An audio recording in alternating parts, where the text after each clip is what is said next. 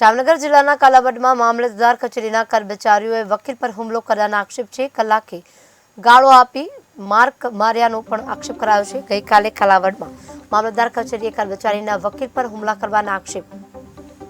અમારા બાર એસોસિએશનના સિનિયર સભ્યો દામજીભાઈ ઠેસિયાના પુત્ર અને advocate Arjun Thesiya revenue practice કરતા હોય, મામલતદારની અંદર અરજ અહેવાલ બધું કરતા હોય, 1.5 મહિનાથી તેમણે એકત્રીકરણની ખરી નકલ માંગેલી હોય.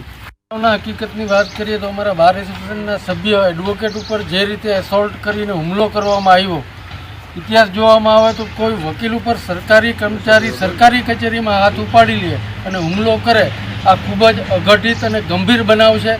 આ ગંભીર બનાવની જે ફરિયાદ છે કે જાનથી મારી નાખવાની ધમકી આપીને એસોલ્ટ કર્યો છે, એ કોગ્નિઝેબલ ઓફેન્સ છે. આ કોગ્નિઝેબલ એટલે કે પોલીસ અધિકારના ગુનાની જ ફરિયાદ પોલીસે લેવી જોઈએ.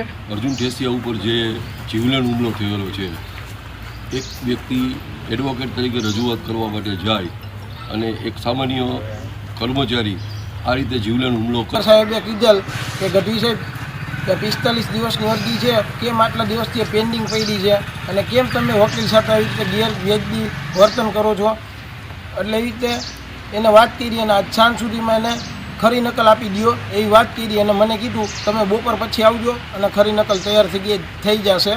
એટલે હું 5 વાગે ત્યાં ગયો એટલે સીધો મને બેસાડી 2-4 ઝાપટ મારી લીધી, કાટલો પકડી લીધો અને મને જાનથી મારી નાખવાની